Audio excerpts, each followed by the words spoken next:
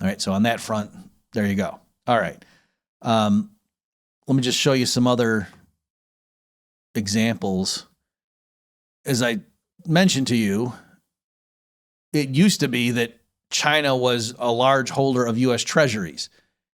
And I distinctly remember after the financial crisis hit, and guys like me and Peter Schiff and Glenn Beck and where we're worried or warning about quantitative easing, the rounds of QE that the Fed was engaged in, and the huge deficits that the Obama administration was running. And among other things that we warned about, we were saying, hey, at some point, these foreign holders of Treasury debt might start unloading. And I remember a lot of people calling us Chicken Littles and saying things like, no. If you owe the bank $1 million, that's your problem. If you owe the bank $1 billion, that's the bank's problem, right? They were using those kind of, cliches. And what their point was is that, no, we've got China just where we want it because they have so much of our debt that if they did try to unload it, they would crash the dollar and thus ruin, the economic value of their asset. So, joke's on you, China. Well, look at this. So here I'm showing, I think this is from a Congressional Research Service study, but in any event, this is showing it's between December 2021 and December 2025, right? So a 4-year move. Back at the end of 2021, if you looked at the top foreign holders of U.S. federal debt, number one was Japan. They had $1.3 trillion in treasuries. And China was ranked number 2, and they had just over $1 trillion. 4 years later, December 2025, Japan's still at number 1. They've shed a little bit. They're at $1.2 trillion. But China's fallen to number 3, but it's not so much the ranking that's the big move. It's the absolute amount that they're holding.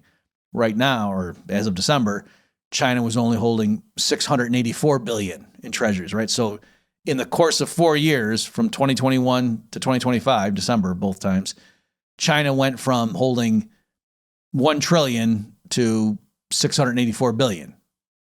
All right, so basically a drop, and it's holding by about a third in just 4 years. And again, I'm saying that that's noteworthy because I was distinctly told by lots of people that they would never do that because they couldn't. They'd painted themselves into a corner, and they have done it. Okay, so you might say, all right, well, if China's not holding treasuries, what are they holding? Gold. All right, so here's a table I constructed for an article a few years ago. So that's why my latest data point is only going up to 2022. But this is showing official gold reserves by various country by select years. And so why did I cover Russia as well? So back in 2000, Russia had, these are, the official statistics. By the way, Dominic Frisby, I interviewed him once, but he's been on Tom Wood's show a bunch of times. He makes the case, I think convincingly, that number one, the U.S.'s gold reserves are overstated, like the official reserves that they claim they have. He doesn't think they have them.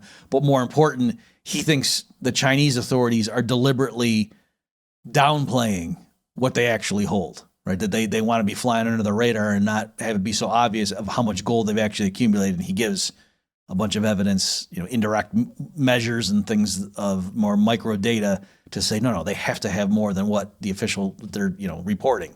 But in any event, even just taking the official numbers at face value, you can see 2000, the Russian Federation had 384 tons. By 2010, up to 789. And then by 2022, up to 2,333. Whereas China, back in 2000, had 395 tons of gold. 2010 went up to 1,054. And by 2022, doubled yet again to 2011. Okay. And all along, officially the U.S. is still top dog with 8,100 or so tons, but you can see officially that number has been the same since 2000. All right. And then just another one, the China's cross-border interbank payment system, or CIPS. This is their replacement, if you will, for the SWIFT system. All right. So in case you don't know, banks, when banks in different countries have to clear transactions, they use what's called the SWIFT system. It's an acronym that was started, I think, in Brussels in like 1973-ish. But the U.S. clearly dominates it. The U.S. government clearly dominates that. And that is the vehicle by which, for example, if some country's doing something the U.S. government doesn't like, short of just dropping bombs, they can just flip a switch and keep that country out of international finance and just say that, yeah, your banks can't interact with other banks, things like that. So it's a very powerful club. And so I think a lot of governments around the world, even if they weren't particularly hostile with the U.S., were like, hey, we better wean ourselves from reliance on this U.S. dollar system. And so one measure of that growing ability to secede from the U.S. dollar system is the amount of transactions on this CIPS system. So in 2019, the total volume was about 5 trillion, and the number of transactions, eyeball on the chart, was about 1.8 million. And you can see it just rose steadily, such that in 2024, looks like the total volume was around 24 trillion with 8 million transactions. All right. So that's, very small still relative to the whole SWIFT system, the global US dollar dominated financial system. Don't get me wrong, but you can see this is growing rapidly, in some years more than doubling from the prior year. All right. So that's just, it's the kind of thing with this stuff where money obviously has network effects. And so in the beginning, just like I told you, I remember in 2009, 2010, when I was going around warning about U.S. profligacy and the Fed's reckless monetary policies, a lot of people were saying, well, yeah, they're, in absolute terms, what the U.S. authorities are doing is nuts, but hey, they're the cleanest shirt in the dirty hamper. That they're using metaphors like that. Like where else are investors going to go? The BRICS countries can't do it. The BRICS countries have been trying to come up with an alternative to the U.S. dollar for decades. They can't do anything. And more, we're seeing that dominance is slipping. It's the kind of thing, like I say, where once there's a viable alternative and a few people starts moving over almost symbolically, or like, Iran has to and Russia because they've been iced out. But as more and more people start getting in, Pakistan or whoever, then it's going to be a snowball effect, and it'll be really quick. Sort of like housing prices kept going up, and more people, in the mid 2000s, and more people were saying, this is crazy. U.S. real estate's overvalued, but hey, it just keeps going up. But then once it crashes, everyone's like, well, yeah, of course that was going to happen. Duh. Right. So I think it's the same kind of thing here. If and when the U.S. dollar and treasuries crash, there's not going to be any mystery as to why that happened. It's just, some people might be wondering, why did it take so long? Folks, we here at the Mises Institute want to remind you that throughout May of 2026, we are celebrating the Year of Rothbard by giving away a free copy of The Anatomy of the State. So if you go ahead and go to the link by May 31st, you can get your free copy.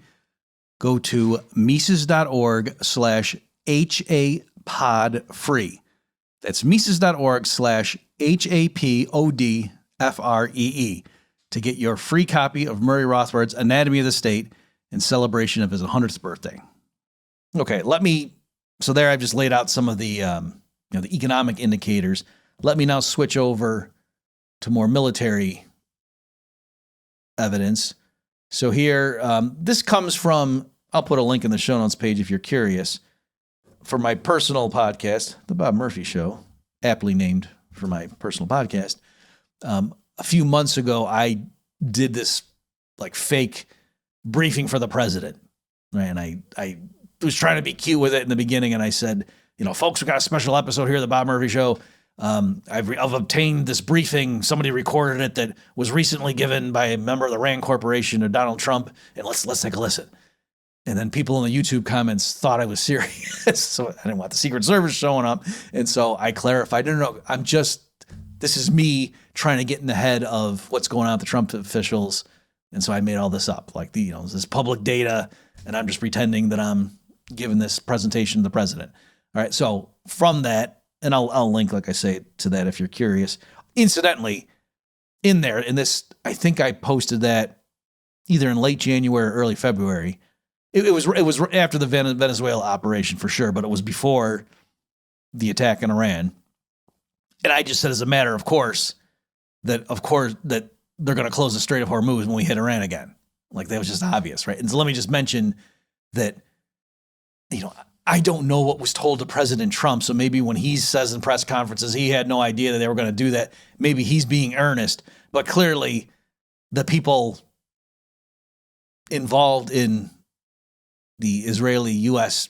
strikes on Iran knew full well they were going to close the Strait of Hormuz, right? That's not a surprise to anybody. Okay, so let me just walk you through some of these slides. Again, this is just a quick portion of my hypothetical briefing that I gave. So this is U.S.-China naval competition, and here I just grabbed this from DOD and Congressional Research Service and other like sort of military, like defense periodicals and things, all publicly available data. So you can see the current fleet comparison. So again, this was as of early 2026 public data. U.S. carriers, 11 versus China's 3. U.S. had 73 destroyers versus China's 50. Submarines, U.S. had 68, China had 79, but the U.S. had more nuclear-powered subs. Frigates or corvettes, China had a significant advantage.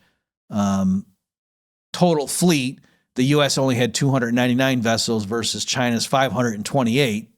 However, the U.S. ships were bigger. Here we're talking their navies. We're not just, this isn't like commercial fleet. And so the U.S. tonnage was 4.6 million against China's 2.5 million.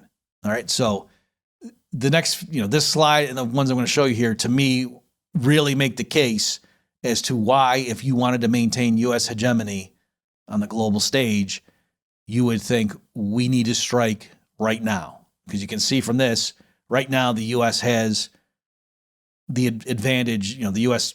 Navy is stronger than the Chinese Navy and certainly can project force, because they have 11 carriers versus the Chinese 3. However, this situation is rapidly deteriorating because in terms of their annual shipbuilding capabilities, the U.S. can only produce about 85,000 tons per year, whereas China can produce 280,000 tons per year. Okay, and in recent years, so there's like a 3.3 times advantage for the Chinese. And in recent years, I think this was a 3-year stretch, China had commissioned 25 to 32 vessels per year, whereas the U.S. only 7 to 10.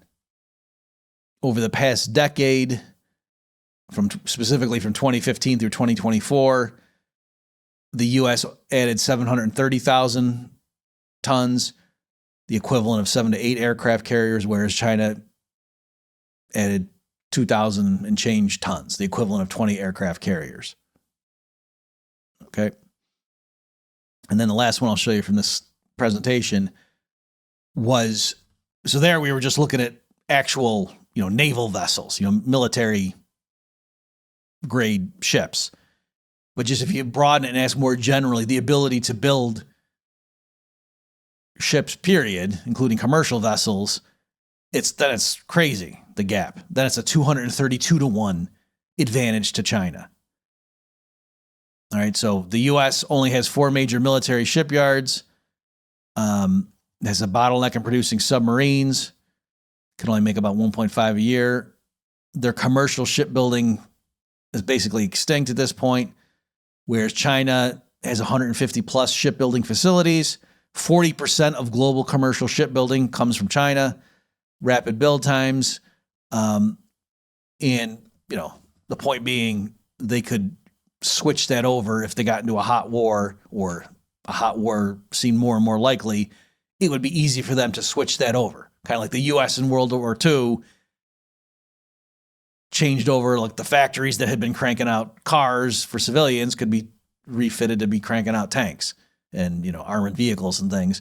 So likewise here, it's not merely in practice that the Chinese have produced basically 3-to-1 more naval vessels in the recent past than the U.S., but that if they really wanted to, they could, vastly outproduce the U.S. in terms of naval vessels with just refitting their industrial base, whereas the U.S. really would be starting largely from scratch. And also, I don't even have this kind of stuff quantified here, but as the current hostilities in the Middle East have underscored, a lot of the components necessary for the cruise missiles and Patriot defenders and things like that the U.S. has, the drones, a lot of the critical ingredients for those come from China.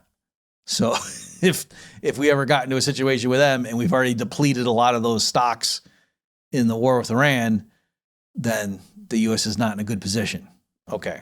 So again, more evidence as to why I think there were a lot of the types of people who were in a position to influence U.S. foreign policy may have made the case to President Trump and his subordinates that we have a ticking clock here. We have a shrinking window where we can do something and alter world events. We need to move now. Okay, let me now play some clips from this